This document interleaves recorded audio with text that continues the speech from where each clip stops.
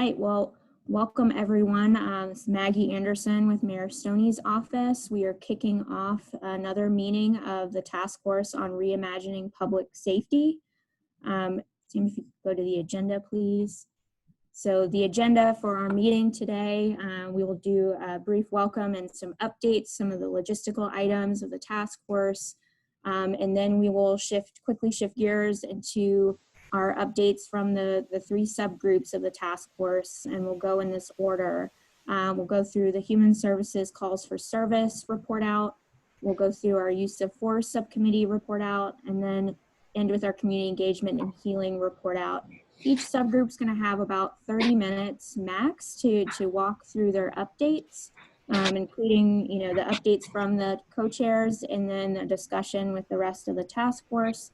So Daryl, Carol, and Brian, our co-chairs and facilitator, are going to make sure that we stay on time today so that everybody can get home to enjoy their long weekend. So I'll quickly kick us off with some updates from the task force. So just one point of business. So Rodney Robinson, who's been a member of the task force, wrote me letting me know that he is having to withdraw from the task force. Unfortunately, his schedule and the meeting schedule of the task force have just been difficult for him to meet. But he wanted to folks know that he apologizes for having to step down. It was just a timing issue for him, not being able to attend the meeting. So we really appreciate Rodney's participation thus far. And he was part of the Community Healing and Engagement subgroup. And so I know that Bertie is one of the co-chairs of that subgroup. I spoke with him, and he has agreed to continue to provide input when he can to that subgroup in the work, because he provided a lot of valuable insight during one of their first meetings. So I wanted to let everyone know that. Secondly, we do have a new member of our task force today that I wanted to introduce, Cynthia Reyes. Cynthia, do you want to quickly introduce yourself and say hello to the task force members?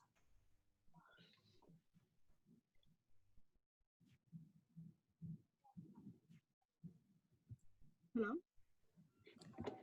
Hi, Cynthia.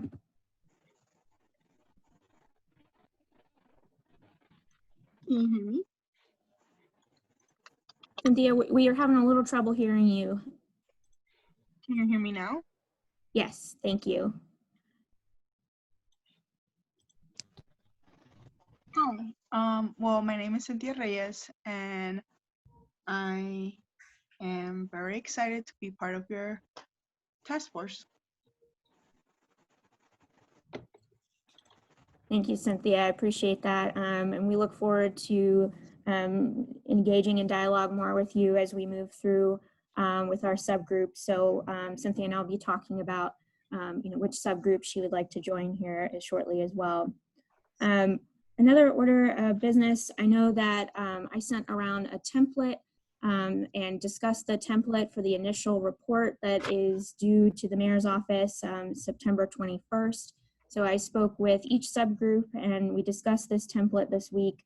But I just wanted to remind folks that when they're discussing these initial recommendations that are going to be in their initial summary report, please, if you're thinking about recommendations, make sure that you're separating them by both your short and your long-term recommendations to the mayor's office and the administration, because I think that'll help with some of your planning and your timelines and things like that when associated with those recommendations. And then I just wanted to, I know that this has been a really busy week for all of you. I know that there's a lot going on in your lives, both personally and professionally. I know that the General Assembly special session is going on. I know that all of you are heavily involved with the community. And so I just wanted to take a moment to, again, say thank you to everyone for your time on this task force. Change that in the difficult conversations that we're undergoing as a task force, as a body, take time. And it is started right here with dialogue, with education, with understanding and acknowledgement that will lead to action. But it started with that dialogue like we're doing today. And I think that we will all agree that these have been challenging conversations for all of us on a number of different levels. And we're challenging each other to be better. And that is how we'll grow. That is how we will continue to get better, both as a task force, as a community. And that's how we will create better public safety in our community for everyone. And I know that, since the initiation of this task force, that, folks may be critical of us and our work, but that will only make us stronger. And so I just wanted to take a moment here to thank all of you for your dedication, for your time, for challenging me, for challenging our community to be better, and for having those difficult conversations.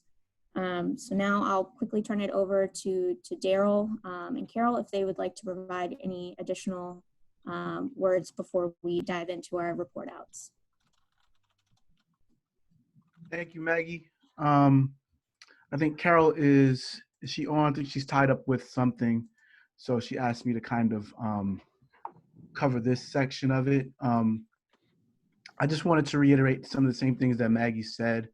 I know for myself coming into this process, I was it was a lot to think about because it's a big responsibility. I know that I'm passionate about police reform and things like that. So I came in what I would say is cautiously optimistic. So, but nonetheless, I think initially when we came in, part of the difficulty was how do we manage meeting with 40 some odd people over during the time of COVID-19. So doing this over a virtual platform, making sure that everybody had the same technology, and then thinking about, well, what is our process? So I think we were able to do that. And even though we're not at the point of giving recommendations, I think that we were able to get some of that that process stuff out the way so we can get to the work.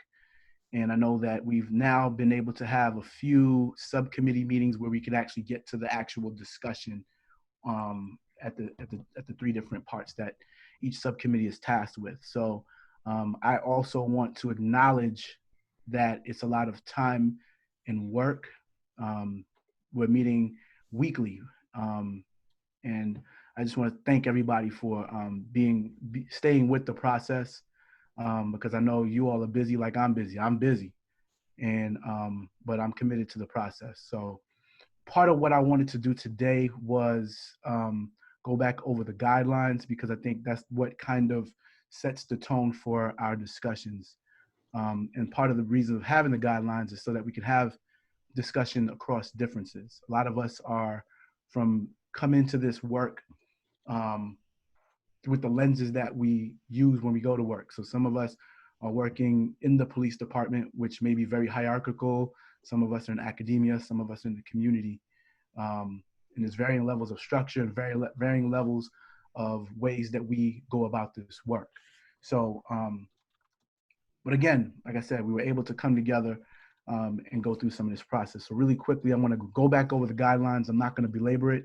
I just want to bring it back to our attention for us to just keep in mind as we go through the work today, and even when you're in your subgroups. And just really quickly, the first guideline is to try on, and that basically means to try on another person's perspective, which means listening to hear other people and not just to get the point across. The second one is it's okay to disagree, which means that we can disagree about ideas, but we don't have to tear each other down and not necessarily have to have a relationship thereafter. The other one is it's not okay to blame, shame, or attack self for others. Some of us don't know because we just don't know. Sometimes we make mistakes. Sometimes we need to be called in on things. So call me in, don't call me out. Call me in a way that I can, try to keep in mind that we're here to do work together. Practicing self-focus, that means owning your perspective, owning your thoughts. You know, the goal is that, you know, you participate as your whole self. Um, you know, share what you have on your mind. It's not going to be, I mean, it's no good. You've been on this, you're put on this task force to contribute. So practice self-focus, use the I statements, use your thoughts. Notice both process and content. So again, kind of goes back to what we do, right? It's not just getting through the agenda, but also making sure that we pay attention to some of the nonverbal things, paying attention to who's talking, who's not talking, right? Along with this is called step up, step back, and it goes to what the previous one I talked about is if you're one of those people you may feel a little intimidated, or you may be a little bit introverted, we ask that you share your thoughts and opinions. And if you're one of those people that tends to take up a lot of space in meetings, that you kind of manage your participation and back up a little bit. Maybe cut try to be a little bit more concise in what you're trying to communicate to give other people some space to talk, because we're on limited time. The next one is practicing both and thinking, that it's not an either or, but also considering that two opposing ideas can possibly be true. The other thing too is be aware of intention and impact. So, you know, we might have an intention of doing good, but the impact of how it impacts people, how it may impact another person, is very different. So taking responsibility of your intentions, right? Being mindful of what you say and do, but also being mindful of how it's received by other people. And then the last one, we talked about confidentiality in terms of, you know, sharing the lessons, but not, you know, going out. If someone shares something vulnerable or a personal story, that I not run and go and do some gossip, right? Gossip about a person on the task force, you know, and really the guidelines are about being respectful across communication and opening dialogue. So I just wanted us to come back to that because, again, we are engaged in this process together, and there's a lot of touchy subjects that we're touching on.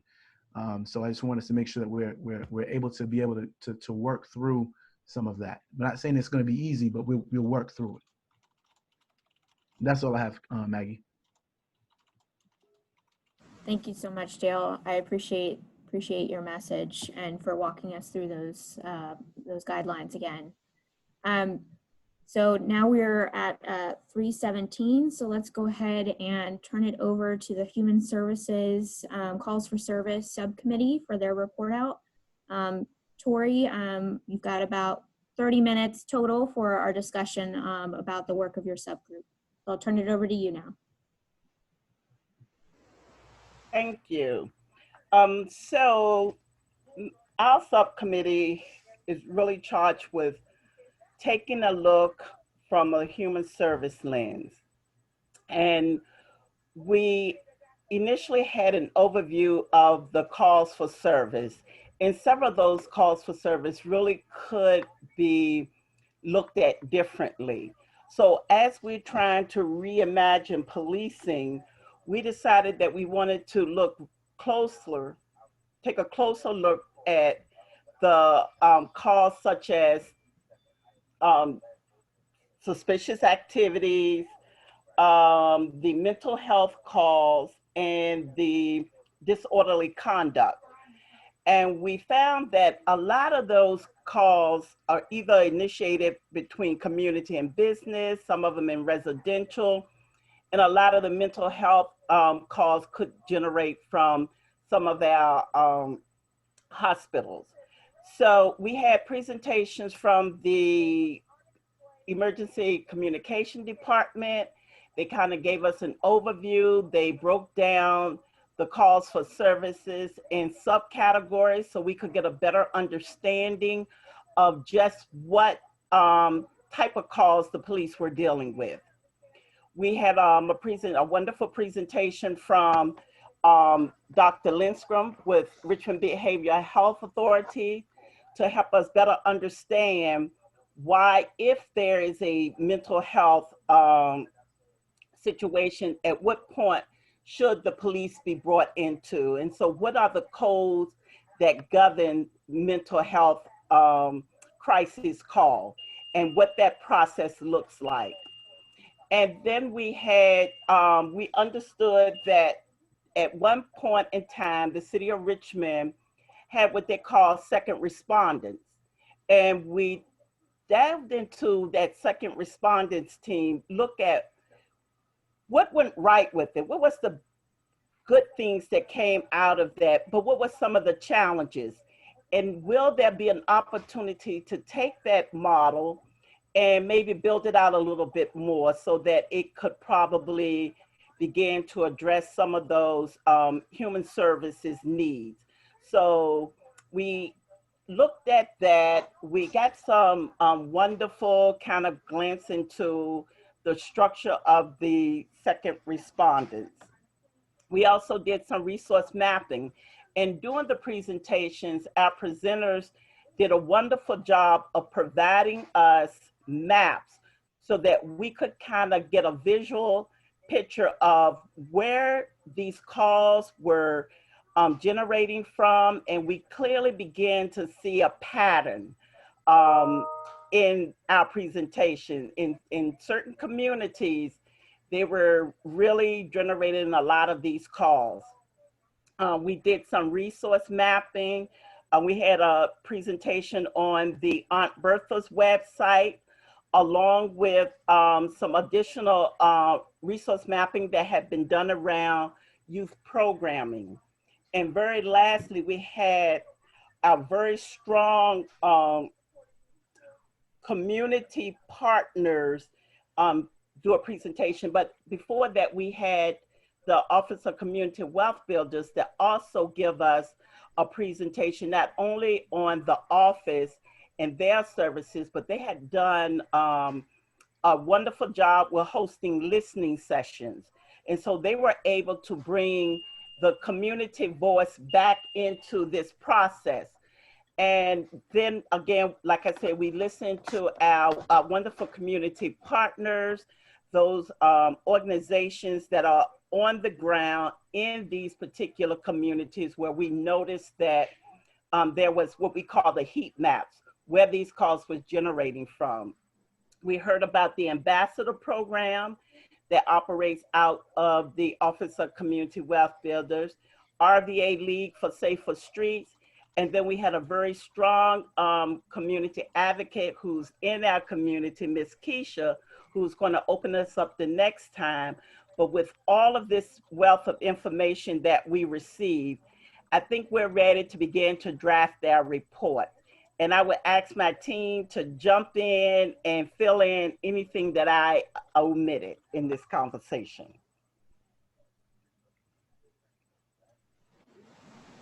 Daryl, James, Keisha, anyone? So if they don't have anything to add, that's basically what we did.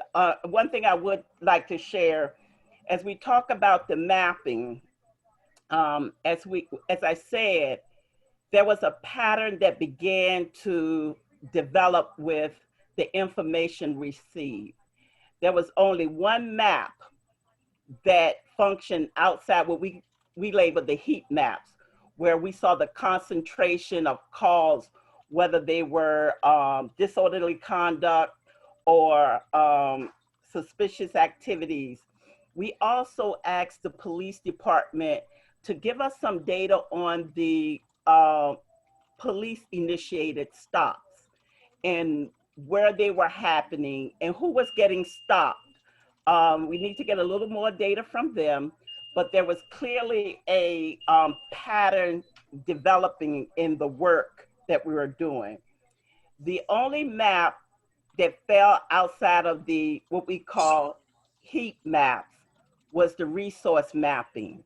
All the challenges that happen in these particular neighborhoods, when we looked at what type of resources was actually in those neighborhoods, nothing. And that was very interesting to see. So our group have our work cut out for us, and we're looking forward to it. Any questions? Good job. Thank you. Great job. Thank you, Tori. Thank you so much for that report out. And now I'd open it up to the rest of the task force to ask questions, provide input, and we can have we've got about 20 minutes of discussion left with this subgroup.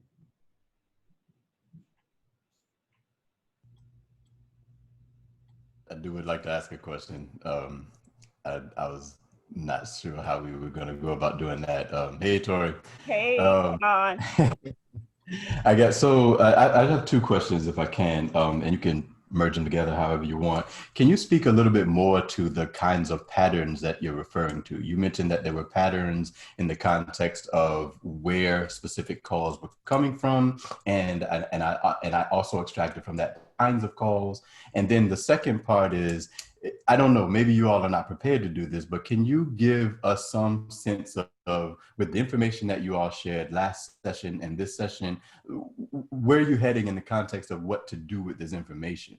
Like I can understand where the information would be valuable in specific areas, but it's hard for me to kind of weave that together and get a sense of, at least for what we're tasked to do here, you know, what does that end up panning out to be? Does that make sense? Yes. So when we talk about the heat maps, and I think we began to see a pattern in, say, 113, 411, 413, which basically would be your public housing and in the East End and your Gilpin community. And then when we look at the mental health calls, they were kind of clustered around the VCU and the Richmond Community Hospital. And so there's some guidelines and codes that if a patient comes, they have to follow up certain protocols. So that kind of made sense. But what we were thinking with some of the, say, let's just take disorderly conduct, for example. A business owner have a disagreement with a customer. The customer may be kind of heated, whatever that disagreement may be. They call the cops come. Because the customer may still be really upset and speaking a little loud, then there may come tension with the police, and it may move from being a disagreement with the business owner and customer to a police matter.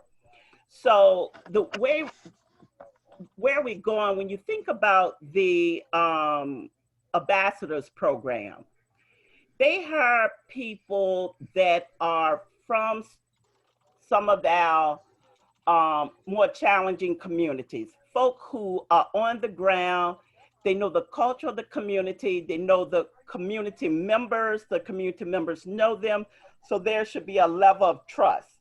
So take this situation, if a store owner and a customer have a disagreement. Let's just say the customer say he gave them $20, the store owner said it was only 10. And so now there's a disagreement. Instead of calling the police, is there another way where we could build the capacity in a community where they could come in and then begin to mediate that situation so that there would never be contact with law enforcement? Same thing, a lot of times in families, we may have disagreement, and we may have a family member that we feel is a little out of control and we just need a little help. Police call, police do what police do, and then things go awry. Can we build a system where we're depending more on community members to address issues that really don't need to be police issues? Can we also put a human service system in place? Because unlike what most people may think, and I'm going to talk about our housing communities right now. Over 50% of our residents in housing communities is gainfully employed. And if they're gainfully employed, we also know that in the city of Richmond, a large number of the service entry level, low paying jobs are filled with people of color. So they may be working, but still in poverty. But what if they need some services and we have a system that operates 9 to 5, and when they get off work, they locked out of that system because they're working also.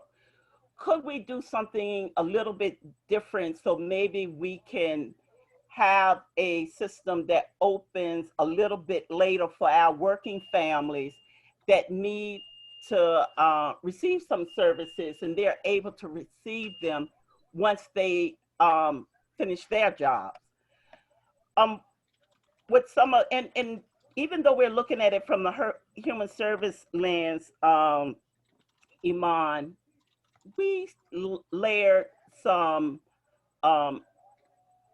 juvenile violence data on top of those mappings too, to show that even in terms of the human service needs, they kind of overlay with some of the violence needs, even though primary violence is not what we're looking at, but it all kind of work hand in hand.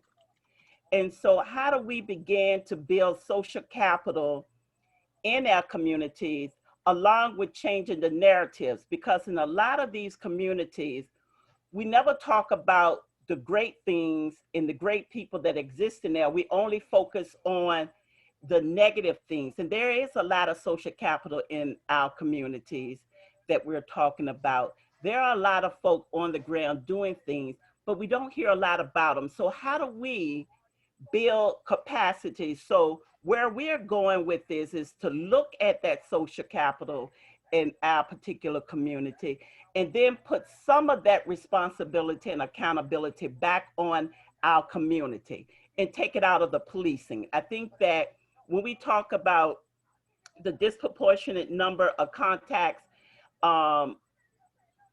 African American minorities have, we got to be mindful that are we sometimes calling that contact into play? And do we have another alternative? So that's where we're going. I hope that answered your question. It does. I'd be interested in knowing, and I don't know that this solely falls on your committee's whatever plate, but I'd be interested in knowing what the, I guess, ratio, if you will, in terms of contact that comes from calls for service versus contact initiated by police in various ways, like what that looks like in a comparative context. So we request that information too.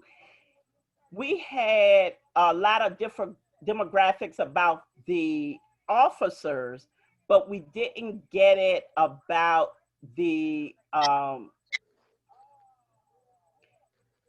I'm not sure, what do we call them? The folk that they stopped. And that was the question that our committee posed back to the police, which they're supposed to be providing us. We wanted to know the demographics of the folk that was getting stopped. As one person said, when we even looked at where the police initiated stops were happening, and it's basically in those same communities that everything else tends to fall in.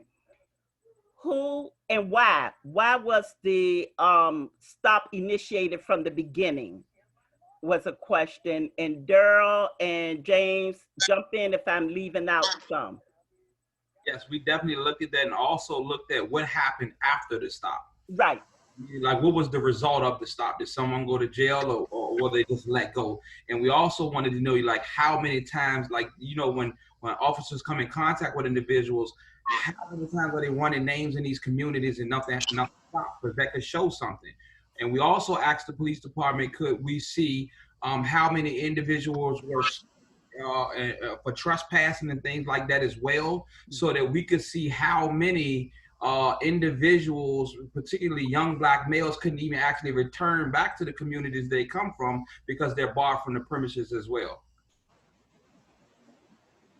Yes. And Tori, I believe Councilman Jones has a question as well. Yes. First, thank you for your in-depth sharing and the work that your group is doing. I want to challenge you. Give me one key takeaway. One key takeaway that your group has as it relates to your topic. Is there a way to crystallize it like that, or is there ranked importance? The key takeaway for me, and I need my group to jump in because my takeaway may be different from theirs. My key takeaway from this is if we value the capital that exists in these communities and give them the ability and the authority to act, then we would see some of these numbers go down drastically. And what I mean is that, you know, we always talk about the community, engaging community. But if we build out, and I'm going to pick on the ambassador program now, we're going to hire people from this community. And y'all going to, let's hire them, let's train them, let's give them a decent salary with benefits, because now this is their job. This is what they do, because see, I know Miss Jones, and with Miss Jones' son who may have a little mental health, he know me, I know them, I can go in and then I can mediate that, and Miss Jones don't have to call the police. Then when the police come, because he's still up in arms and things get out of hand, then it becomes a different issue. Let's give our residents, let's recognize the capital that exists in there. So that's my takeaway. Let's put our money where our mouth at. Thank you. Thanks, Tori. That's my takeaway. And my takeaway, Mr. Jones, is just that, you know, without programs actually taking a shot on individuals from the community, the work is being done now on the stuff that I've done and the stuff that other community members done would never get done if people can take a shot on this. So my takeaway will be just a lot of the organizations being able to take a shot on community members from the community to do this work. Ms. Jones, this is Will Pelfrey at VCU. I think that your proposal is really interesting, and there are other cities that have tried something like this, community advocates. Chicago has a community advocate approach where citizens are hired and trained by the police department, and they work as mediators in an attempt to stop violence or prevent violence before it happens. And they specifically target gangs, but they can target other kinds of issues and problems as they see fit. But Chicago came up with a lot of money to pay for it. Did your group think about or talk about where funding might originate to support this program, or perhaps a pilot program of a few people that would try it at first and then gauge success or issues and then secure further funding down the road? So, yes, we do have an idea where some of this funding can come from. We've been looking at a little bit of funding, and we got some ideas. But let me just say, I'm familiar with Chicago and some of the work they're doing. There's several organizations that do work. One thing we want to be clear about, we're trying to remove some of the work out of the police. We're reimagining police. We're trying to move more so to capacity building at a community level. There are clearly things that the police must do, but I think that there are ways where you can enhance programming within a community separate from policing. And especially in Black communities, communities of color, if we want to reduce the number of contacts, then we don't ask the police to do more. We got to look at a different way of getting those things done. Tori, and I believe Mr. Burley also has his hand up. Yes. Hi, Tori. Thank you for your insights and efforts to make this a forefront of issue. I think it's fair to say, and I'm asking you this, that the data would probably support that most of the major dysfunctional and psychological issues that the police get called on are derived from the people calling the police initially, as opposed to trying to seek professional help for the individual at earlier stages when it's not in a volatile situation. So if we could focus the attention of the families of these individuals who need help to initiate efforts when things are calm and get resolved for the patient that needs help before they call the police, would you say that would be a fair objective that we could work towards, that would do exactly what you're looking at, and that is cutting down the police calls to a house where the person is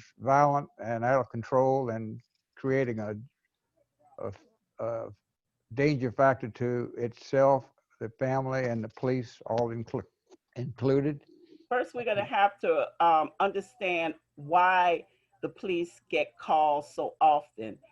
If it was as simple as you try to put it, in when you're poor and you're trying to access systems, that when you don't have the resources, those systems look a lot different. We sit at the table and we brag on them and talk about how great they are, but when you try to access them in real life, that's a different issue.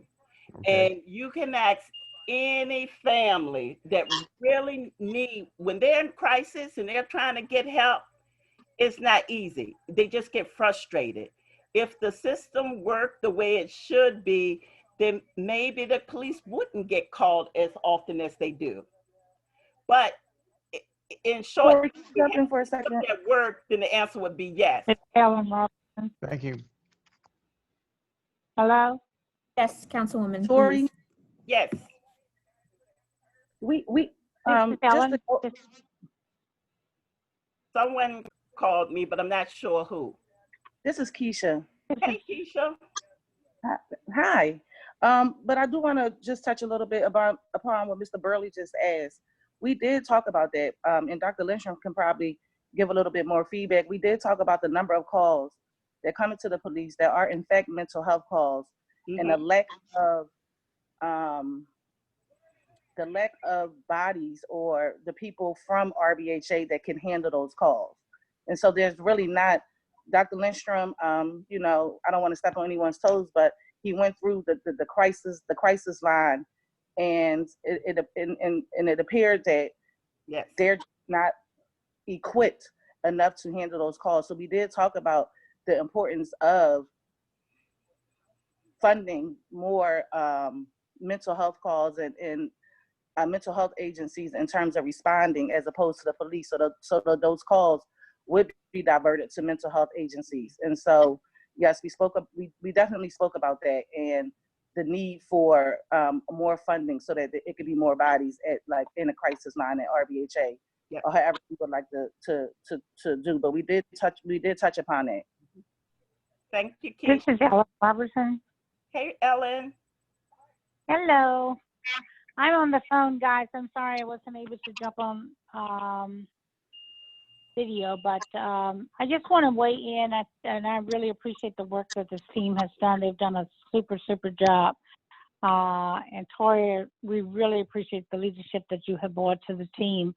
I think one of the things that are critical that was mentioned in our findings is that when we did the mapping and saw where those hotspots are, and the fact that the resources that are available to assist have very little relationship. And when we start thinking about preventive and addressing those kinds of concerns, the recommendation as relates to the hours that when services are available versus recognizing that when we look at the demographics of who's being stopped, who's calling, and if that tends to be families that are lower wealth and the resources that are available to them are 9 to 5, that does not make itself available. And then when those resources are not available to the areas where we're getting the greatest number of calls from, I think that's critically important that we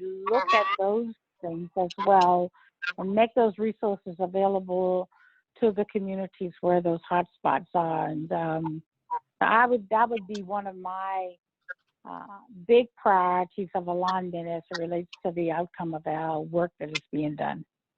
Thank you. Victoria? Maggie, can I say something? Just a quick example of some stuff that we even do with the Office of Community Wealth Building. I mean, the ambassadors and myself, those that have navigated this space and gone through the workforce program, we saw a need for the Office of Community Wealth Building to change its enrollment times that individuals can enroll in the actual program. So we started doing sessions on a Saturday. The sessions went through the roof. I'm talking about every time we opened up the building on a Saturday, we had 25, 30 plus people signing up for the programs. We also started doing sessions during the middle of a week, during the middle of the week at 6:30 at nighttime. All of the classes during the middle of the week were full. Every time we did this, the residents of the city jam-packed this resource. So that is spot on when we say a lot of times we design the programs in a way where it's convenient for our schedules instead of the community. Mm-hmm. Corey, I believe we've got about 2 to 3 more minutes left if anybody else has any questions or comments. And Hey, Maggie. Go ahead. I'm sorry, dear. I don't want to cut you off. No, you go ahead. You kind of teased with where monies could come from. Are you at liberty to say what y'all have found, or you just gonna keep smiling all big and bright at me? We don't want to say right now, but we know where it can come from. Right, team? Oh, no, y'all need to share. I'm not letting y'all off that easy, Tori. We can't share yet. Fair enough, fair enough. And y'all got total control over the money that we're going to come after. Yeah, and I think that Mike Jones and Tori, I just want to jump in. I think the money is there.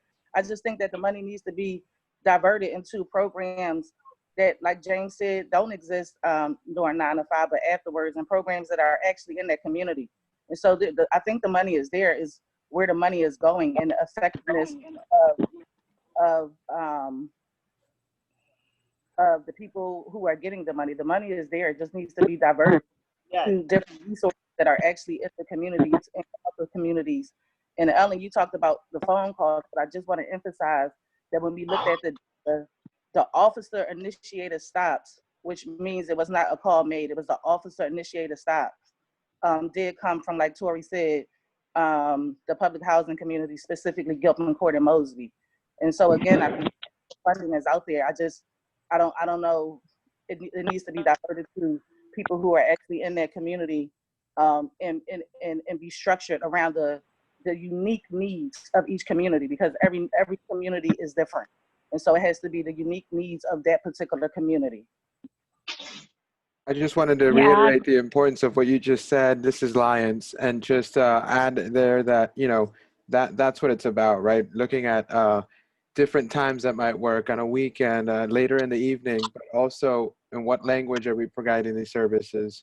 How are we meeting the community where they're at? That's what we need to do, right? And thinking about language as well as other things. Thanks. Mm-hmm. And team, just let me share. I'm going to have to jump off at 4. Unfortunately, I won't be able to sit in on the other presentations, but I have a 4 o'clock that I need to attend to. Understood. Thank you, Tori. And Daryl, did you have a question or comment for the Human Services Group? No, Keisha, Keisha kind of covered what we were talking about. I was just reiterating, the fact that oftentimes, like what Tori was saying, we're expanding the idea of public safety and incorporating social services and community members. But one of the other things that we were doing were looking back at previous programs, like she was saying, like the second responders, because what we find in my experience is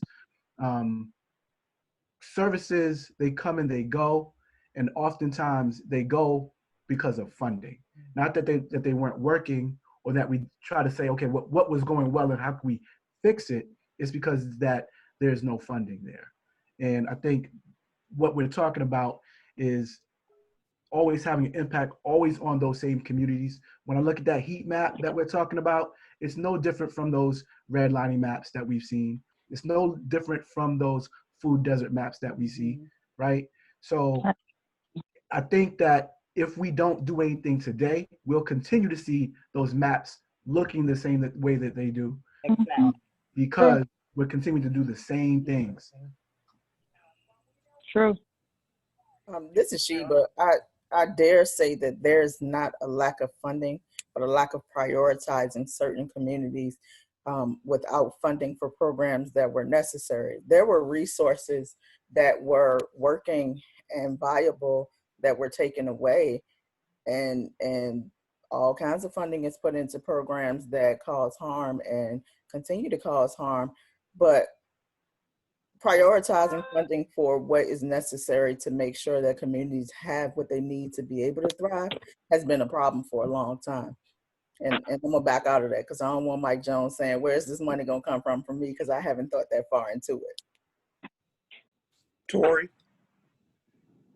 I'd just like to maybe share with the group, of a broader group, that the second responder discussion that we had was really interesting. Mm-hmm. And one of the things that we learned was that it was originally a grant-funded program. Okay, and after the grant expired, the value of the program was acknowledged. So it was continued in the city for some period of time. But then there were other issues in terms of allocations of resources where second responders just went away. So, but I think that the objective and goals of that second responder program, I think, are apt today. So it isn't so much a function, in my view, of trying to drill down on dollars now. I think we just need to understand, what does this community need? Mm-hmm. And then we'll make it happen, okay? Yes. And if that's allocation of resources, human resources, dollar resources, but a little bit of the history that we got was that it was a little bit, you know, I think it was a state-funded program. So it was, I think it was, I could be wrong about this, but I think it was mainly aimed at domestic violence. Mm-hmm. And so a survey was done that said, well, this program isn't really doing much on reducing the incidence of domestic violence. Well, what we're talking about here is much broader, but the principles are the same. So we'll have to figure that out as we go, but it seems to me it's part of the answer. You, Bill, and I think that's something else that came up that I wanted to note as well is along the same lines, is that, you know, that second responder program also became inundated with calls because everyone was calling them as well. And so it's almost similar to the same issue that we have with everyone calling 911, because that's the number that everyone knows that they can call and they automatically have a response.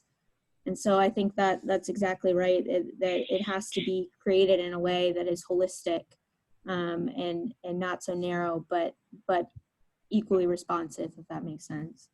And I think what everyone said during this subgroup discussion, Brian pointed out that there's an emerging theme in this conversation that I just wanted to highlight, that public safety is a shared responsibility. And I think that was a theme that came out of Tori's discussion here, is that it's a shared responsibility and that we need to bring the community into that shared responsibility through the resources and the training, so that it could be a collaborative approach. So Tori, thank you so much for leading that discussion, and thank you everyone for your input on that. So now, thank my wonderful, wonderful team, because I could not do it without them. Absolutely. I think these subgroup meetings are wonderful. Well, now we'll shift gears to our use of force subcommittee. So Sheba, I will turn it over to you to report out.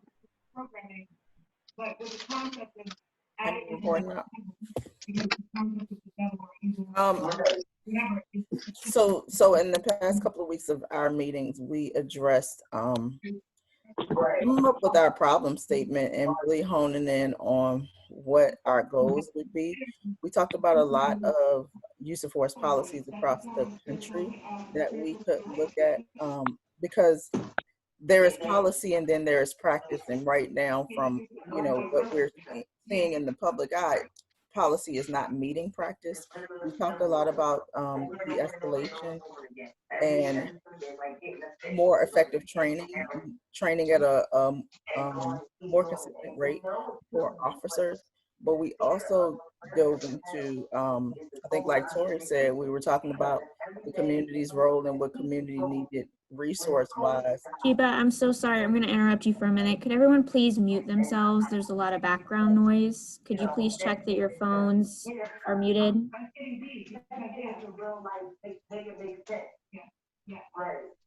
Well, can the host do it? Because if someone fails to do it, can the host mute the person? There we go. Okay. All right. Thank you. So I don't know how much everybody heard, but we dove into the implementation of policy, and we talked a lot about policy versus practice, because as like a lot of us have been seeing a lot of public, things in the eyes, policy is not meeting practice. We know that RPD has a world-class policy. We know that RPD is accredited, but we're not seeing that match up when we're talking about the contacting community with, everyday citizens. We talked a whole lot about the different things that Tori addressed about resources and the community's interaction in this piece. We talked a lot about de-escalation, because we were not seeing a whole lot of de-escalation in situations. We looked at a few videos from the community just to try to get a lens on what each person is seeing and how we're interpreting different things as far as use of force.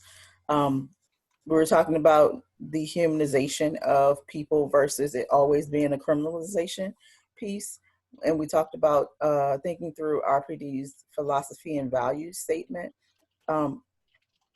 We addressed some trainings and some mandatory mental health pieces for officers. They have a ton of resources in the department that are available to officers that it seems are not being utilized.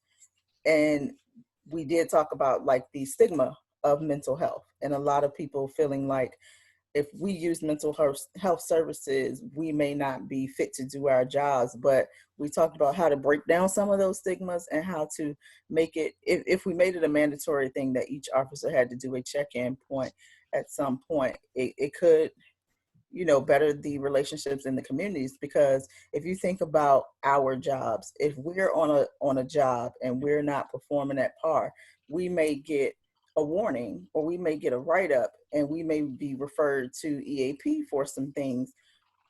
Everything is done to make sure that we do our jobs properly. But if you are an officer and you have a psychologist on staff and you just say, I'm not going to take advantage of this because I don't want to be looked at in a certain way, then it's almost pointless to have that resource there. So you can have the resources, you can have the policies, but the actual acts is what we jumped into mostly for this week.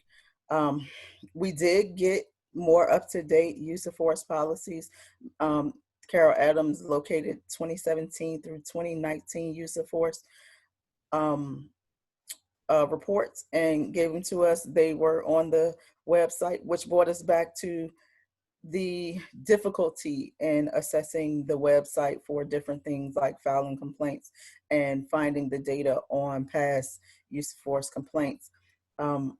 We talked about community programs and ways for community to get involved with different processes. So I think that the reoccurring theme that we're hearing from like all of the groups is the need for the community to take a stance and do more community involvement so that we can remove the way community, not policing. So we say reimagining policing a lot, but it's not just about police. We're thinking about the community as a whole. We're talking about public safety, and we're focusing in on the community's role in public safety so that we don't have to rely so much on police, because I think that it's clear that a lot of people are simply tired of the feeding into criminalization and mass incarceration and, different things like that. Our use of force group covers a broad piece about making it more accessible for officers to interact in a more positive way. We did address things like having a way for police to give out like calling cards, having a card so they can make either positive or negative comments. I think we touched on this last time, but we noted that you may have an interaction with a police officer that does not end in an arrest, and you may want to have a conversation about it. If it doesn't lead to an arrest, a lot of times you don't know who you have dealt with. So we did discuss that, and that's all I have for this week. Just looking at, we did tie down a problem statement that we collaboratively came up with to kind of lead us into the future of where we're going with our, our work and our recommendations.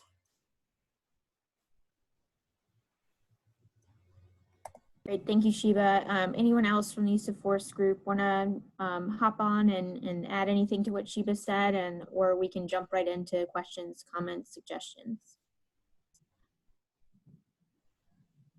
This is Will Pelfrey at VCU. Sheba, that was a really good summary of what we've been doing. Thank you. The only thing that I remembered that was a suggestion to find pathways to educate the public about the police role and about police use of force in terms of proportionality. We talked about some ways to do that by using training experiences or training videos that police go through and making those available to the public, with information about how force is only supposed to be used in certain circumstances, the hierarchy of force and proportionality concept within force, and making citizens aware that the policy says, the Richmond Police Department use of force policy dictates when force is appropriate to use and when it's not appropriate to use. So citizens don't feel like the police represent an occupying agency that comes in and whacks people around whenever they choose to do so, that there are parameters that have to be met. And then anytime force is used, there's supposed to be an internal investigation. And that seems like something that we also want to inform the public with. Thank you, Sheba. Thank you. I love how eloquently you place that, because I did neglect that piece. Thank you. And the only other thing that I would add into the discussion is that we did look at some videos from police interaction with citizens from last week. Sheba mentioned at the beginning of her summary that we have talked about the difference between policy and practice. And certainly, it's true, we do have some wonderful policies here in the city of Richmond. But we watched a number of videos where police are confronting citizens, commanding that they present their IDs, and then putting hands on citizens and throwing them to the ground when they're not complying. So certainly that's not something that's called for in the policies, but that's something that I think a lot of citizens have experienced either firsthand or have friends and family members who have had those experiences. If I can be so bold as to speak for the members of the subgroup, I think we were frustrated at the lack of transparency on complaint reports, use of force reports, and citizen complaint reports. And Carol Adams fortunately found those reports totally hidden in the Richmond Police Department website. I don't think it was overt, that is not intentionally hidden, just hidden as a result of not being well placed. But that degree of transparency really diminishes public trust. If I want to know what kind of internal investigations are being conducted by a police department, and it's impossible or virtually impossible to find that information, then I start to wonder if they're doing anything at all. So making those reports available in an easily accessible fashion, it's not a big leap, and it's something that RPD can do easily. And I'm hoping that comes through. We also talked a little bit about the complaint process and the ease with which citizens can make complaints. And this is another pathway to dramatically increase public trust. If Sheba's a police officer and she treats me in a way that I don't think was right, and I want to make a complaint, that process should be fair. It should be easily accessible, and I shouldn't have a lot of fear associated with going through that process. The way that the citizen complaint process is structured right now, it's not a big leap to think that citizens would be afraid to enter a complaint against a police officer particularly a police officer that has regular duties in their neighborhood, somebody that they see on a regular basis. So there has to be a path for citizens to enter complaints in a way that they're not scared and that's not onerous.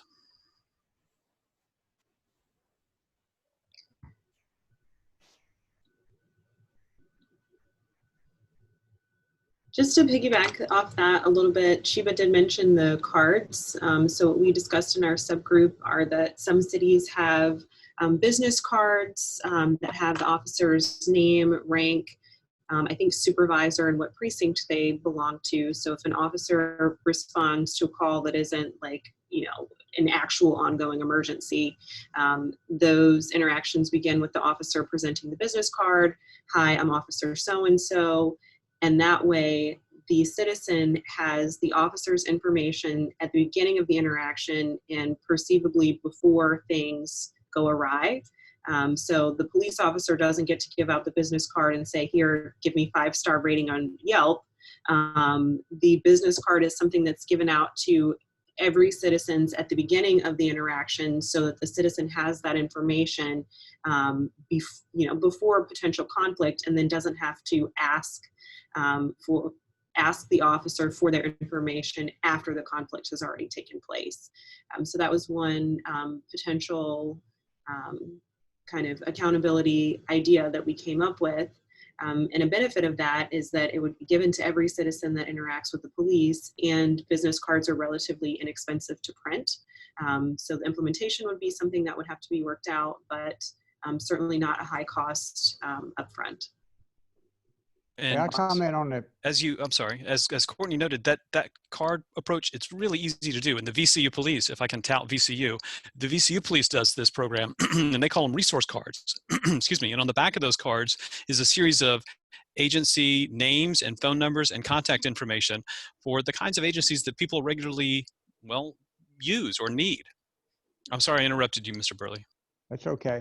May I comment on the business card? I talked about it in the use of force team. The business card is priceless. I was the only patrolman in the 60s and 70s, and I think I was probably one of the few patrolmen when I retired in the 80s that had a business card that I paid for. A business card is an extension of that police officer's identity and connection. It's amazing the type of calls you would go on and give a card, and then 2 days later or 2 weeks later, someone would call you personally and want to talk to you about why you were there before. And a business card is a prevention of confrontation. The card is an extension of your personal and ambassadorship as a police officer to that person you've given that card to. I may want to warn on the business card, though, you don't want to make it too busy. You don't want to put a lot on it.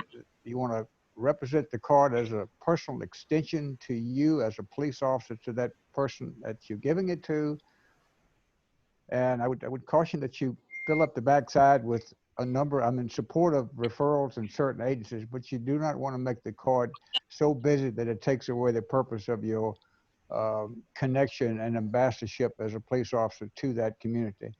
And I'm very much a proponent of having a business card. An extension is an extension of who you are and your identity, and they'll remember you, and they might not know your name when you leave, but they'll have that card stuck on the refrigerator door and some lady's purse that's 72 years old, and she knows now that she's got a connection with you, and she may not ever see you for 6 months or ever see you again, but she knows if she needs you, she's got that business card in her purse that she can call Mr. Burley or call Mr. whoever. Thank you. Thank you, Mr. Burley. And I see Aman and then Ron both have their hands up. So Aman, I'll go to you first, and then Ron will switch over to you. So if I'm being honest, and I hope that that's what we're doing here, I'm going to hold my tongue on my faith in the cards. However, in regards to what Courtney said, I think my whole interest in relationship to this subgroup is going to be consistent. I'm going to say the same thing. You're going to get tired of me asking the same question. But until I'm able to see some sense of how we're moving in a direction of answering it, it's going to raise questions for me in regards to what we can expect to come from this arm, if you will, of the task force. Courtney said, and I'm not on your subgroup, but I can tell you for sure, I wouldn't need to watch any videos to know unquestionably that there are people who are acting outside of the guidelines for use of force in terms of their interactions. I've witnessed it, I've been a subject of it, and all too often I can point to too many people who know very clearly that the way that they were interacted with was inappropriate. The question I have is, based on at least what I'm understanding, at least what we're seeing as of right now, while there are these set of guidelines or a policy, excuse me, around use of force, who, for all relative purposes, makes officers stick to that set of guidelines? Like it doesn't seem to be anyone in place that does that. People can make complaints. I know that there's the capability of making complaints is a reality, but I've never made a complaint for particular reasons. And I don't think that there are many people who go around thinking that, okay, I was just treated in a particular way, and as a result of that, let me go to the police department and file a complaint. I think that the reality is that there's an expectation of lack of enforcement of any kind around the treatment, because there's an expectation that officers are able to, for lack of a better term, come into the community and slap you around if that's what they choose to do. Maybe not slap you around, but ultimately to act in particular ways that nobody has a list of guidelines in their head saying, did they treat me fairly? Did they treat me correctly? Did they treat me appropriately or not in terms of the interaction? So at some point, we have to be able to define or identify who's enforcing that officers stick to whatever this policy is, if we're going to keep putting this policy in the forefront of the discussion. And then the other part of that for me is I guess, an additional layer, moving from just quote unquote inappropriate interaction or to criminal action. I asked the question early on when we had our presentation from Sean Yutzi, who laid some serious and important groundwork for all relative purposes, the things that impact, I'll just say, for lack of a better term, psychologically, how decision-making can or cannot be assessed in the context of prioritizing certain behaviors between the interactions of police who have undergone the cycles and I'll say, for all other purposes, the kinds of engaging in the kinds of interactions that they do with folks under the context of oppression, racism, white supremacy, et cetera. So if the answer to the question was that based on that historical reality, it is impossible. He didn't say that maybe they could, maybe they couldn't, or there's training that could be provided that would, for all relative purposes, augment that. But the answer to the question was that it was impossible for an officer to discern what is appropriate use of force under certain conditions, given that there are these varied factors of implicit bias and the like that are filtering through how a person makes decisions in terms of their behavior. If we can't reconcile that, then my question is, what are we attempting to do in terms of providing any kind of guidelines or any kind of recommendations in terms of use of force when we won't, if we're not addressing that aspect of it at all, we'll still be sending people back in just with an edited form of what that policy looks like, but we'll be sending people in under the same, for all other purposes, misguided basis for how we function in relationship. Can I respond? So wholeheartedly agree. I think that segues into why the community is asking for independent civilian review board. It is impossible for the police to police themselves according to history. Like we're being told over and over again, and I've been on special session testifying all this week, and there are sheriffs and police officers and police unions who come up and say, we can do this, we can police ourselves, but history shows that that is in fact not true. So we didn't show the videos for our benefit just to see use of force happening and escalation happening and policy not being followed. We showed the videos because we were pissed. at what was going on in the community. As we sit on this task force, the very thing that we are speaking of is happening and unfolding right before our eyes, day in and day out, on public and private property, through protests, through regular contact with police and communities. We showed the videos because we wanted to get a clear understanding of people's opinions of what was considered use of force versus what we feel is use of force, what we experience is use of force, and what we're being told is not happening, or what we're being told is being addressed, because there are reports that say use of force is declining in 2018, 2019, etc. But we know that this is happening, and like you said, a ton of us don't report because we anticipate it not being addressed, and we anticipate getting rebuttal answers that say being stopped every day in your community and being asked to produce your ID, or being searched in your community every single day, is not harassment. That's what we were told when we ask about approaches from police who come every day to certain communities and address different people. We didn't show the videos to educate ourselves on something that was a surprise or a shock. We showed the videos to have understanding that there's policy and then there's reality. So we absolutely segue into the CRB being necessary to be independent of police to really be effective. Community trust, if we're going back to the first couple of weeks where we say community trust may never come with an apology, may never come with healing, then we know that we have to be impactful as community leaders in themselves and separate from the police as they stand today. Because if we're looking at today and around the country, and if we're not looking around the country, if we're just looking at Richmond and how they're interacting with people, something has to change. Because policy is great. You can write a policy to say step A, B, C, D, E, F, G has to be followed. But if it's not being followed in practice, it's pointless. And that's what we have been addressing and kind of coming up with. And I you know, Iman, I think that you are hitting it, because a lot of people are saying, okay, the business cards, we did talk about the business cards in the beginning. But in the very real situation, if a police officer jumps out of the car and says, hey, let me see your ID, they're not going to hand you a business card from the start. Business cards are effective for police who are, going to follow by the book and are going to have an interaction and expecting a peaceful ending. So that's. I'm sorry, I thought you had stopped. Go ahead. There are lots of accountability mechanisms. There are internal mechanisms within a police department, and sometimes those are not trusted, but there are external mechanisms to produce accountability for policing. Those range from elected officials, the media,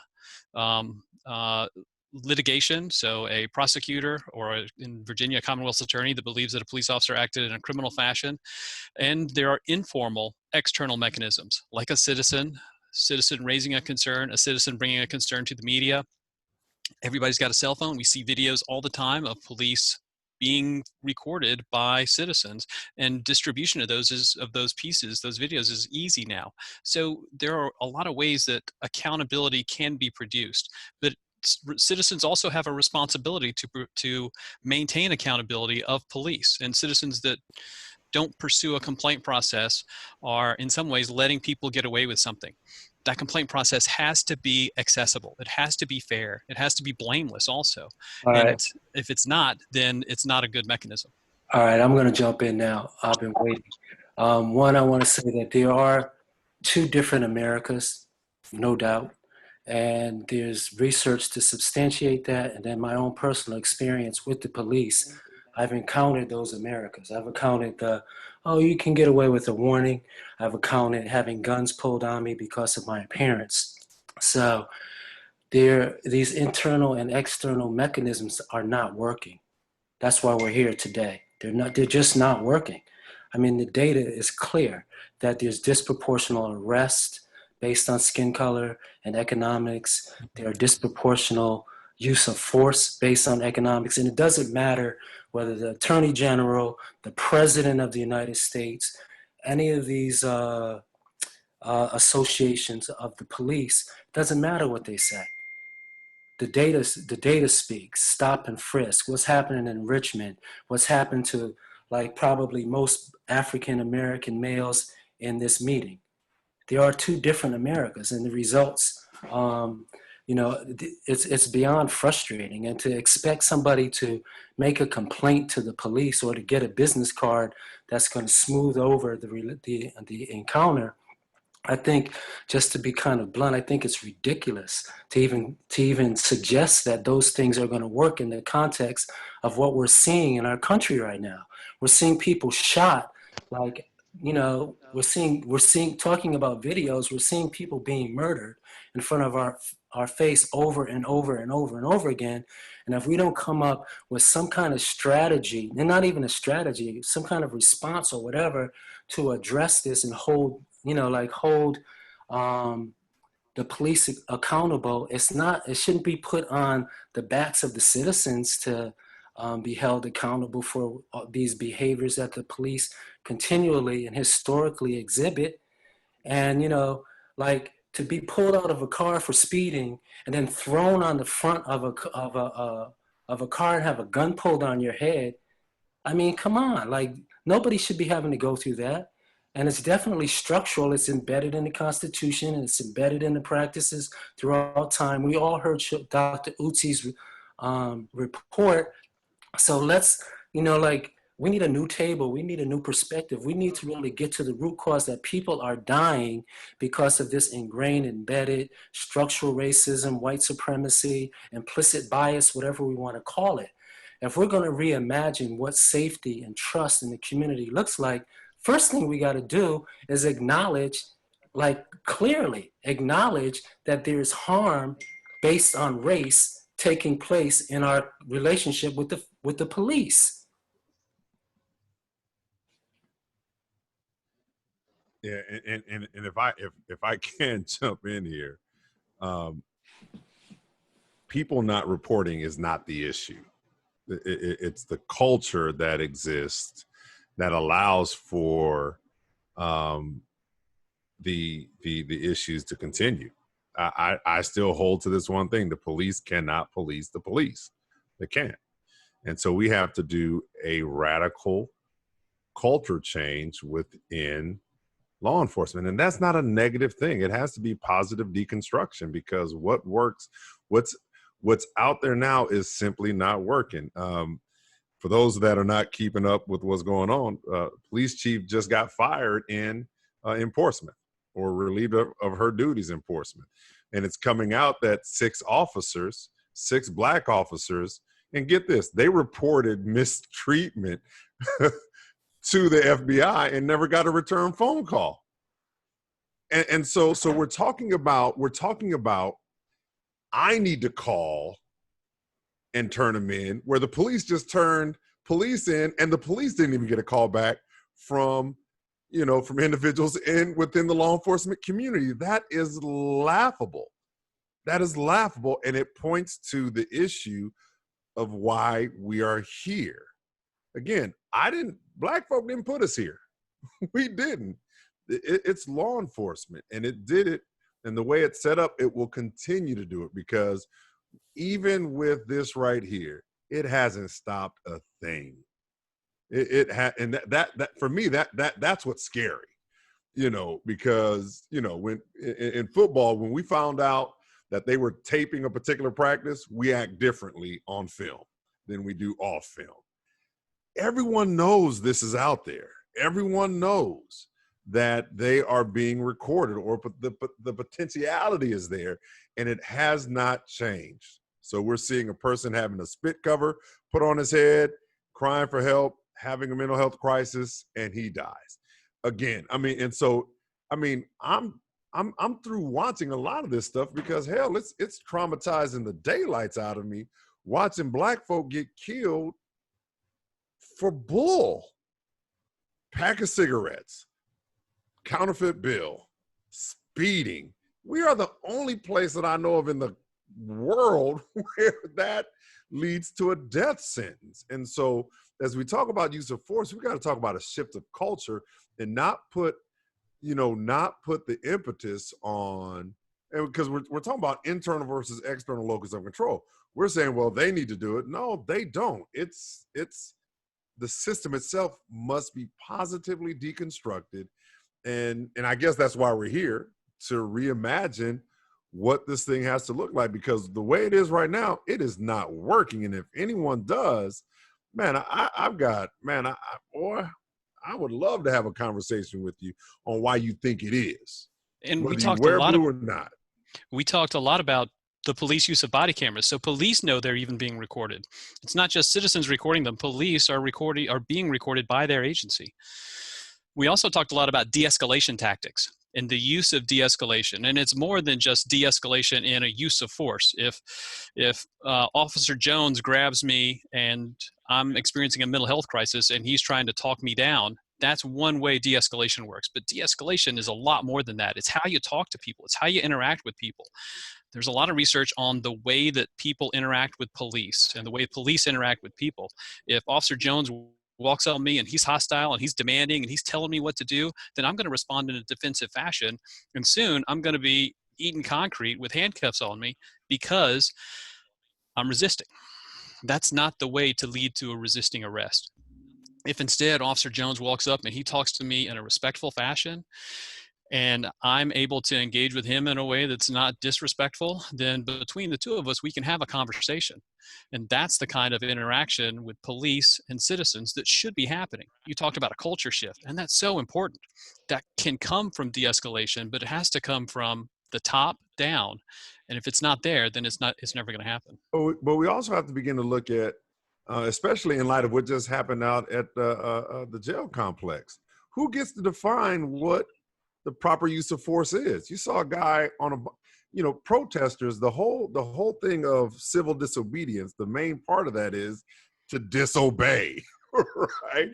And so does that mean if someone is disobeying that they get pushed off of a bicycle because they're trying to do whatever? No one was being attacked. No one was, and again, all I have is the video that was shown, but what was shown is, they were trying to stop a tow truck from towing a car, civil disobedience. They're trying to, but does that mean they get pushed to the ground off of a bicycle? Does that mean people are then slammed and things of that nature? So we've got to begin to redefine what force is. What I mean by that is the police will justify force. They're saying, well, they were doing X, Y, Z, so it was allowable.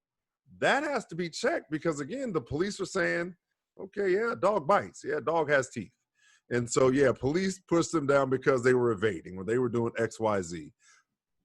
And I'll say this again, we have got to revamp the entire structure because we might as well just go get, water hoses and German Shepherds. The way folk are being treated. In this country, we have the right to protest. And what does that look like? And I don't know. I mean, I'll hold my thoughts because I don't want to say anything that's going to get me in trouble or anything of that nature. But Thank you, Councilman Jones. I and everyone who's commented during this section. I think it's been a really robust conversation, and I think that a theme of accountability has certainly arisen during this section of a conversation. And I think that is thinking through how each subgroup has been having these conversations. These themes have certainly arisen in each subgroup. And I think it's important to think about how all of these conversations, the recommendations that are appearing in each subgroup weave together, because it's that holistic approach to reimagining public safety that's really key here. It's not, just the thought of business cards and nothing else. It's a holistic approach. And that's why I think once we see each subgroup's kind of initial report, I think a lot of that will become more clear. But we are over time for this subgroup's report out. So appreciate Sheba leading that conversation and everyone's inputs. So now I will turn it over to Birdie and Ram to report out on our community engagement and healing subgroup. Okay, good afternoon, everyone. I'm going to read a report just so that I don't leave out any of the components, and then I'm going to ask members from our committee and Ram to jump in if there's anything that I left out, or if we need to fill in any blanks. Okay, our committee has continued to examine and discuss the process of community healing and engagement by reviewing input from the members of the committee and also from presentations from our second meeting that covered police. Birdie, we're having a little trouble hearing you. I'm sorry. Is there a way you can move a little closer to your mic? Okay, is that better? Is that better? Okay, I'll start over. I'm going to read the report from the committee and then we'll jump in for discussion. All right, our committee has continued to examine and discuss the process of community healing and engagement by reviewing input from members of our committee and also from presentations at our second meeting from the police engagement from Carol Adams and from Dr. Bagat on community-wide programs. The input that we got from each of our members basically was their agency or the organizations that they represent and the main cause and reason for advocacy and being on the committee, their expertise, their resources, both practical and potential, visionary based, and short-term and long-term goals and recommendations. Our committee adopted a strategy and theme that embraces an ideology conceived by Dr. Ram Bagat, and it's called Massive Resilience. Dr. Bagat explained in more detail that the 4 spheres of this emergent strategy to achieve community equity, justice, and liberation are art, culture, education, and health. The 4 connecting arcs of massive resilience are trauma healing, restorative practices, mindfulness, and artfulness. And we're going to compare the major underlying themes that each committee member recommended from an extensive review of data collected so far. We had a robust discussion on how we could combine the basic components of massive resilience with the many suggestions and proposals from our members. And we also plan to have some listening sessions to get additional input from a wide range of citizens. Maggie Anderson provided the committee with a police community reconciliation process template. And so we went through the template we plan to use that reconciliation template as a framework for compiling our findings. And that process includes, number 1, understanding of harm. Number 2, historical and present day fact finding. Number 3 would be our listening sessions. And then after that, we would compile a narrative collection of information that would be shared. And we're calling that communication and education. And then hopefully that will result in an acknowledgement of harm and policy and actual practice changes and community involvement, which would lead hopefully to reconciliation and our theme of massive resilience. We discussed how we could utilize the components of the reconciliation template, the strategies of massive resilience, and all of the resources and suggestions from our committee members to formulate a plan of action that includes our short-term and long-term goals. And we are working hard to create a process and a product that unifies the ideas and insights of all the committee members, as well as the voices of our fellow citizens in every district. So basically, we are working hard to come up with a process that is going to incorporate healing the community, and we're looking at short-term things that we can do relatively quickly, as well as long-term goals.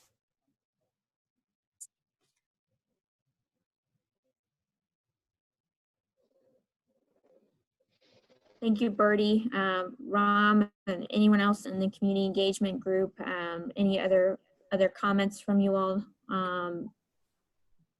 Or we can jump right into the discussion. Only comment I would make is in line with what you were saying, what other people have been saying about the overlap in terms of some of the themes that are emerging. And one of the themes that is bubbling up out of the community engagement and healing subcommittee is tied in with what we've heard in the other two subcommittee reports about more emphasis on empowerment within the community and providing like structures where the community can address certain issues themselves so that they don't have to be referred to the police. So like culturally responsive diversion approaches. We've been talking about that in our subgroup.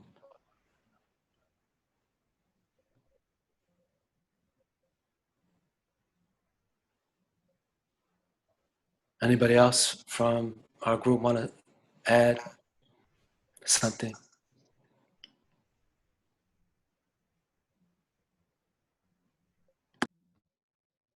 So I guess we could go to questions and answers.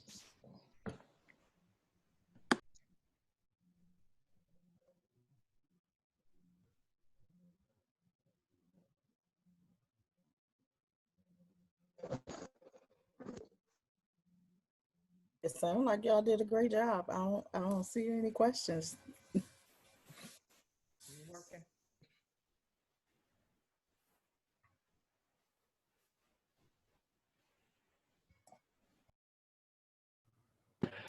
Usually in situations like this, I'm saying like, if there are no questions, then let me ask some questions, but I can't think of a question right now to ask you all. I was going to say, we do want to ask anyone who's not on the subcommittee, if you have any ideas or any overlap, anything that you'd like to add, please get in contact with us, because there is a lot of overlap in the things that you all were saying that could be included in the community engagement portion. So we would appreciate that if you all have anything you want to. I do have a question. This is Will at VCU. We talked a lot about the police role in some of the other in some of the other subgroups. What does your group envision the police role? That is, what would you like police to do to achieve or help achieve some of the goals of your subgroup? Okay, I can start out. One of the things that I would love to see is training, and I don't think that there is enough of it in reference to. I think several people, I think it was Sheba that said that there's a big difference between the policies that are written and the actual practical behaviors. And so I think we've got to do something to bring awareness in reference to these are the policies and this is what the behaviors are, and they are not congruent. And I think that for a lot of people, I listened to a lot of the General Assembly session, and I was very disturbed that there were so many legislators that indicated that they didn't think there was a problem. I mean, some of them actually said, there's not a problem. We don't need to make these reforms. We don't need to change anything. And if we do, it's going to cause all these problems. So I do think that training and just awareness for the police officers as well as some of the community to see that there's a big difference between what is supposed to happen and what actually happens. Birdie, I'm on the use of force task force subcommittee as well. Yes. And I'm glad you brought that up. And like Ron said, everything is overlapping because I asked one of the officers, when you do your training, I know you may do a training saying, well, this how many homicides or, this how many robberies occur in this community. But do you actually do a training on the actual community?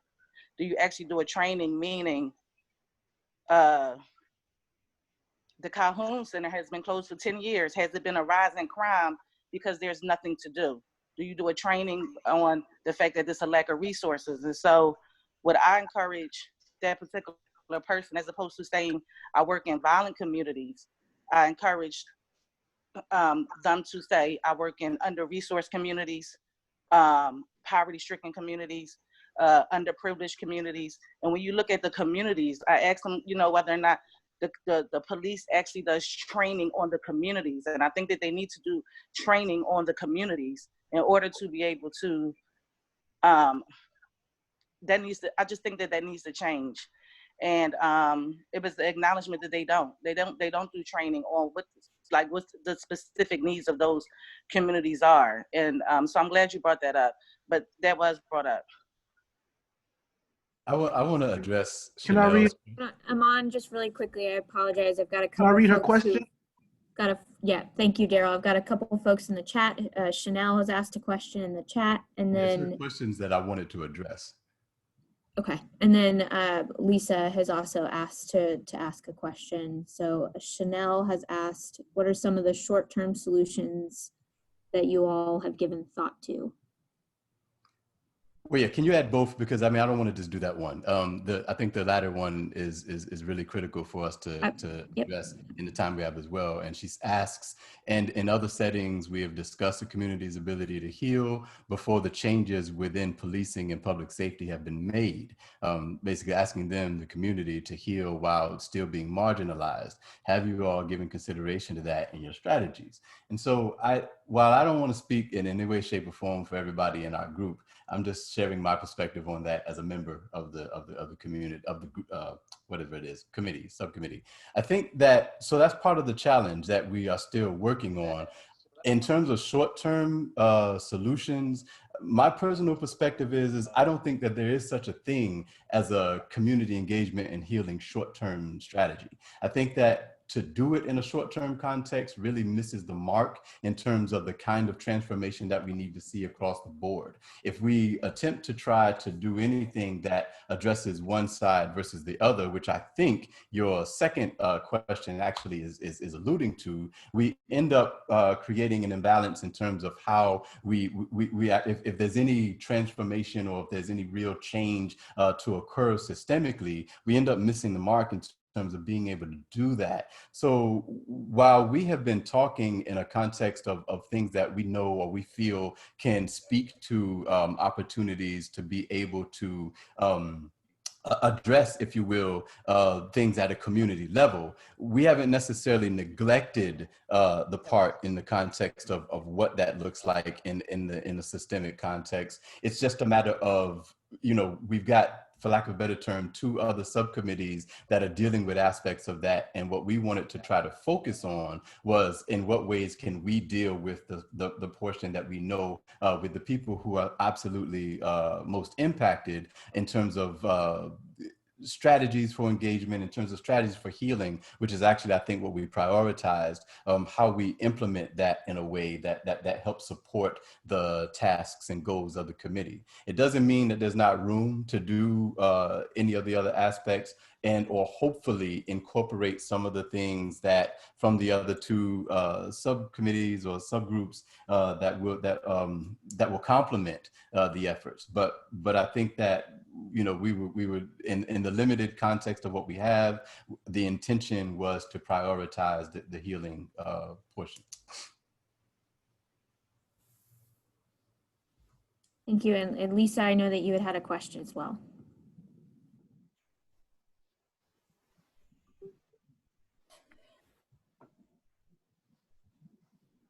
And let me be clear, anyone else can jump in, because I don't know that that's the position that everybody in our subcommittee takes. I just wanted to respond because that's the way that my perspective. And I thank you. I had to come off mute too much to type. I thank you for that, Iman. I think in our other conversations and sort of some of the things that I think are important to this discussion is that we keep thinking that, or in other settings it's been raised that the community there are strategies in place that say the community can heal even though things have not changed. And I don't necessarily agree. I think that is something that, we can't ask the community or continue to ask the community, keep bending and folding and molding every time something happens, and not addressing the other end of the spectrum and saying that healing can still occur even though communities are being marginalized. I believe that, we'll become desensitized and kind of keep going in whatever way we know best how to, but that's not, to me, true healing, and I think that if we are serious about this and really want to see the changes and things made like we all are, I believe that in order for that to occur, we have to think long term and think of things that are not quick fixes, band-aid approaches to these issues in order to address the root problems. So I just wanted to raise those. I heard in the report out short-term strategies, and I just wanted to hear what were some of those examples. But I may have misheard. So just to clarify. Can I respond to this? Because I think there's a miscommunication about healing. And we can heal while the larger society is not healing. And we have to heal, because if we don't take responsibility for our own healing, no one is going to do it for us. An example of this would be a model called emotional emancipation circles that are designed to deal with the trauma that people of African descent have undergone for over 400 years within a white supremacist system. If we try to heal within a white supremacist structure, it's not going to happen. It's not designed to happen. We have to create our own structure in order to build our resilience to challenging systemic racism, so that we have the fortitude, we have the resilience in order to continue to fight what is, constantly against us. It's as simple as being in your own family situation where you do not have to decipher, you do not have to filter, you can just be authentic and real. That is the kind of healing I'm talking about. When you're sitting in a circle with, it's just like in this male-dominated society, when women come together, or even when folks of LGBTQ members come together to reinforce and support their own healing. That's the kind of healing that we're talking about. We're not talking about taking the weight and responsibility of accounting for the system that is oppressing us. We're talking about there's times when we just need a break. We need a break where we can come together with each other and just focus on our own particular issues without having to explain, define, clarify for someone else who doesn't understand. It's just like the discussion around police brutality. Sometimes brothers just need to come together and talk about what we're going through because we understand, and not have to worry about people saying that there's not a problem. The people who are saying there's not a problem, it's not a problem for them because they support this freaking system. They support this system of oppression. So they don't see a problem when somebody's shot 7 times in the back, somebody has a nail on their neck. That's not a problem. Obviously, those people did something to deserve that kind of action. So that's what I'm talking about when I say healing, that brothers need to come together, or people of color need to come together and have their own space to address their own issues so that they can support each other. That is healing, and that is necessary, and that not only can happen, that is happening. If I could, I don't want to challenge anything that anyone is saying. I just want to offer another perspective. Councilman Jones, Lisa's been waiting to. Oh, I'm sorry. Comment. I just want to make sure that we allow her to comment. I think she had some trouble with her mic before. I apologize. So, and I'll go after Lisa. That's fine.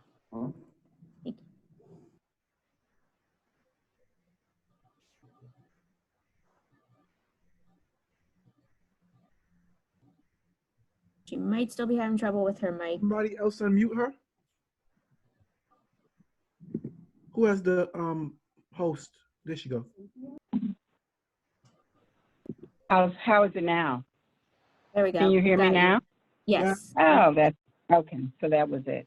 So I agree with all that has been said about healing and that process that needs to happen. I have to say though, on the other side, and I don't know if it's training that we are asking for the other side. So I don't want this to come off as me minimizing the healing that needs to happen in the community. But I think as first responders, we have to take into account, I say first responders because I'm in that boat. I think we have to take into account in some ways the amount of trauma that police see every day. And I think that sometimes that gets minimized. I think that some of them bring their own marginalization of our communities to the table. But I think some of that marginalization happens because of what they see and what they experience every day. And it makes you insensitive. It makes you treat everything that you see in front of you like a nail. And you use the same hammer and the same technique, even when it is not warranted. But I think that comes from insensitivity of being and experiencing the same trauma day in and day out.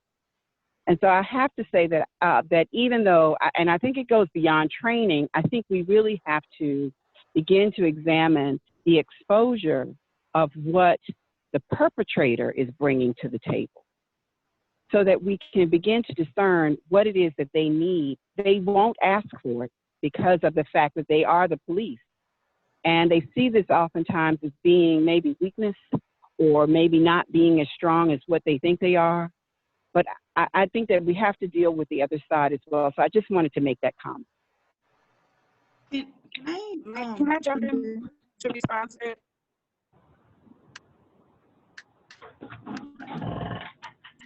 I know that Councilman Jones had a and comment. again, I've spoken.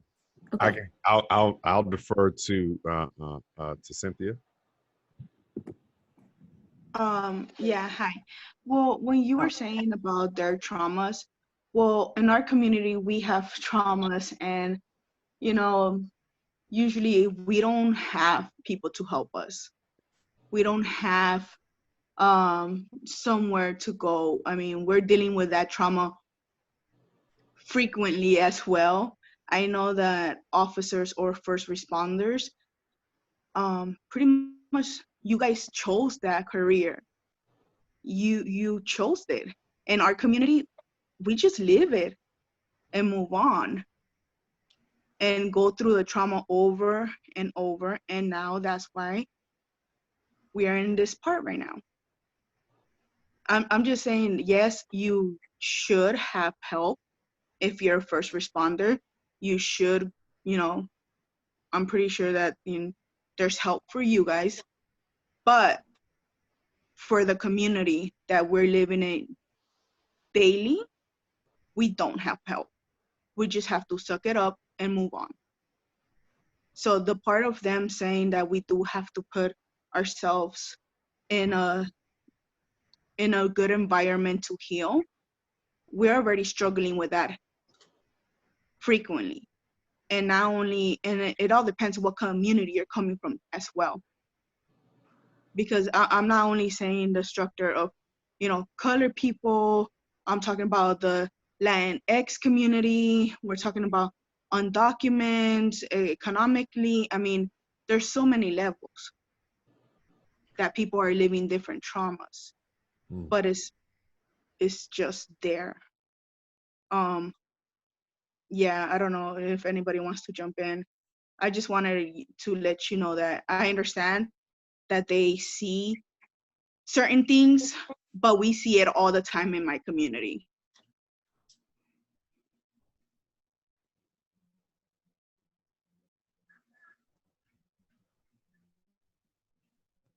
Thank you, Cynthia.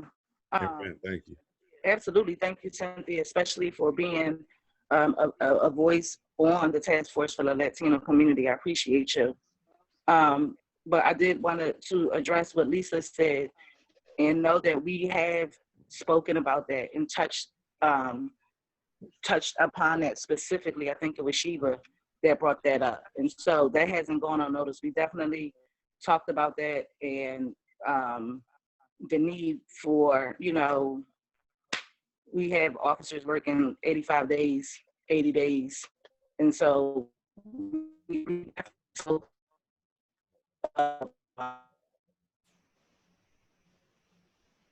Isha, I think we might have lost you. If I could jump in now, just real quick, Maggie, just one piece. It's interesting that we're talking about healing right now, you know, community engagement and healing. Where are we really ready to begin talking about healing? I mean, we're still dealing with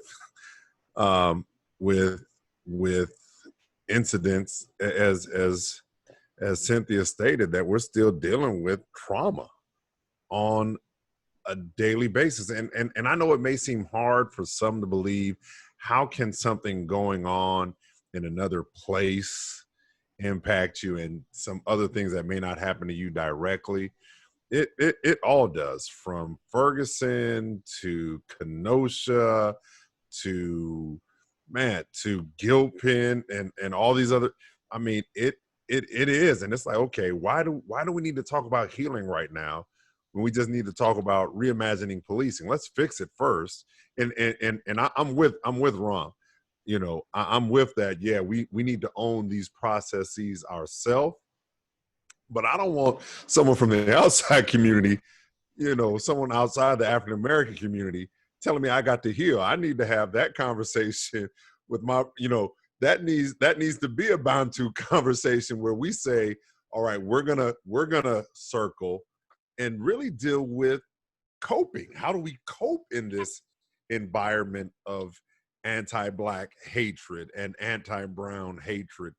And so I just thought it was interesting that we would talk about healing in conversation at the same time that we're dealing with all of these other things, because man, I need to see that there's going to be some change first, and I'm not going to get traumatized again. That, as you know, because at least right now our guards are up, right? We know, but then okay, we're supposed to believe that things have gotten better. We're moving along.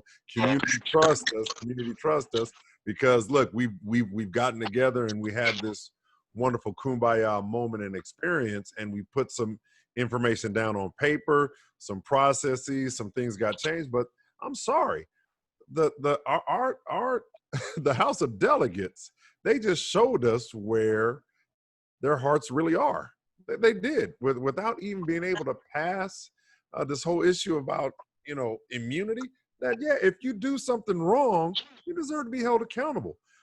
As a pastor, as a counselor, man, other licensees I've held in insurance, if I did something wrong, I was held accountable.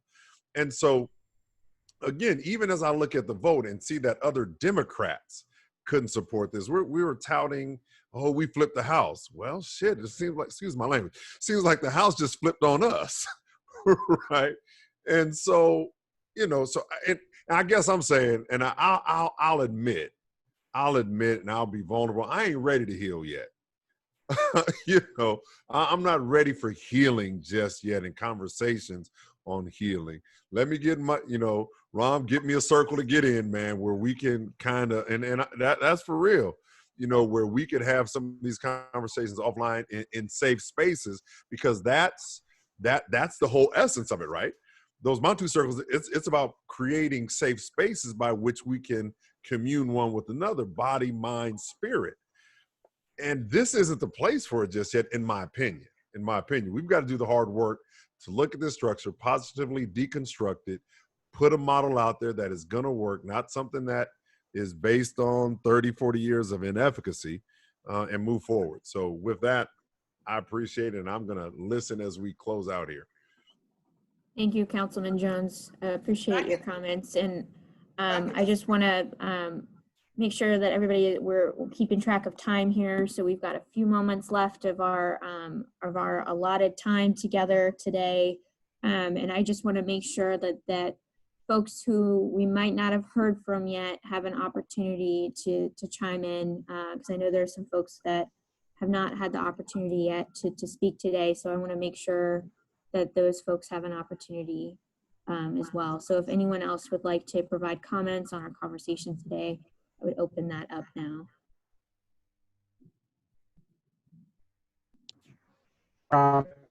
Mr. Jones, I disagree. We can do both at the same time. We can do the issues we have and we'll avoid time on both.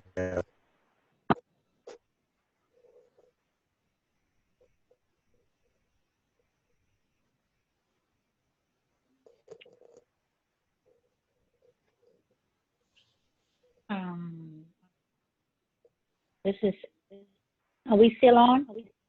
Yes. This is Ellen. This is Ellen Robertson. Please go ahead. Yep. You can hear me? Okay, I'm sorry. I have the disadvantage of not being I'm just on by phone, and I just want to weigh in on the healing conversation.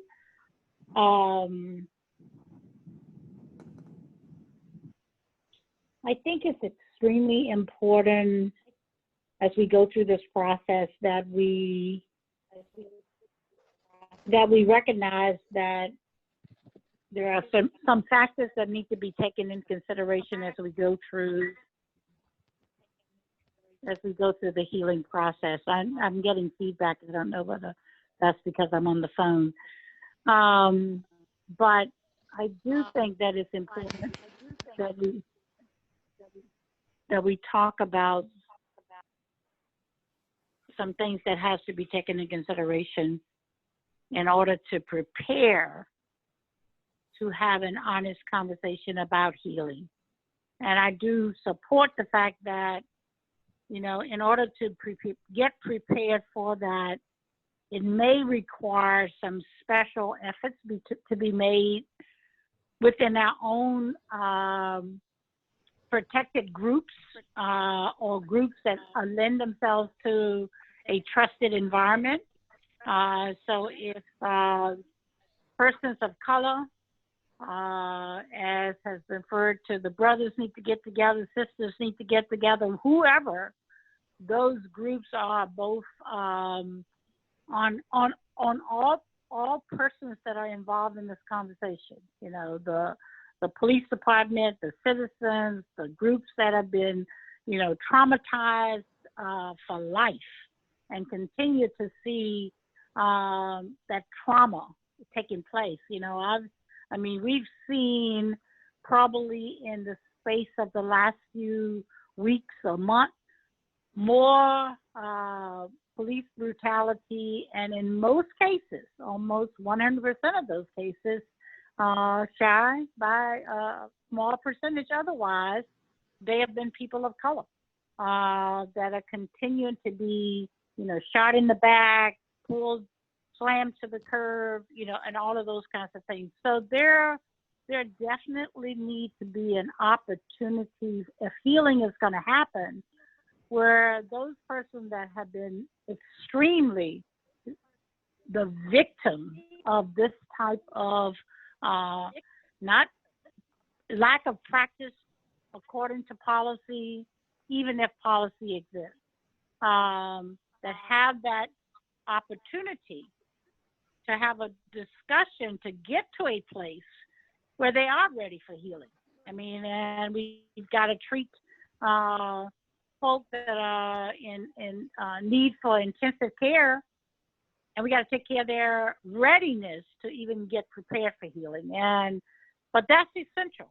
That's essential that we do that, and we plan for that as a part of this process. And hopefully, the universe will come together. And I agree with the responders that said the overextensive trauma that they have experienced in the process, they need that same protected environment to talk about why the excess trauma that they have experienced must require them also to be in a place to talk about healing and what are the right things that needs to be done in both of those processes. So I think this healing is critical, because if we don't eventually resolve to a place where the universe is involved in healing, let's take responsibility for the elements of the universe that needs to be prepared to get there.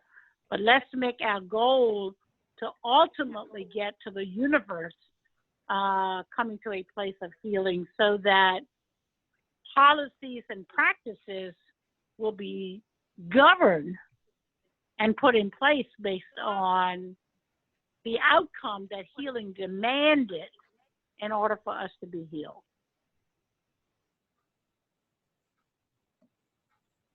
Thank you, Councilwoman, for your comments there. I appreciate those. And I just want to, I know that we're over our time now, but I just wanted to make sure that no one else had any closing questions or comments, just real quick, because I know that we've we've had a really robust conversation today, and I don't want to leave anyone out if they would like to contribute. I would just quickly add that we should maybe be cognizant of the implications of using the word citizen over civilian when we're referring to, you know, the different layers of like residency and status and things that you can have. Definitely civilian is better than citizen because it might exclude undocumented communities, and we don't want to do that. So thank you. Absolutely, we do not want to do that. Thank you, Lyons. Appreciate that. Okay, well, with no further comments or questions, I just want to thank everyone again for their time and their dedication to this really challenging work that we have before us. And Daryl or Carol, I just want to make sure I give you the opportunity as well, if you have any last comments as the co-chairs of the task force. Oh, I do not. I just want to say have a good weekend. I think this was a great discussion today. Appreciate everybody. And this is Carol. I agree with Daryl. Great conversation, great ideas. Going back and forth so that we can come to some great resolutions. Be safe over the holiday weekend, and we'll reconvene with the meeting next week. All right, well, thank you all so much. I hope everyone has a wonderful holiday weekend, and we'll talk to you all next week.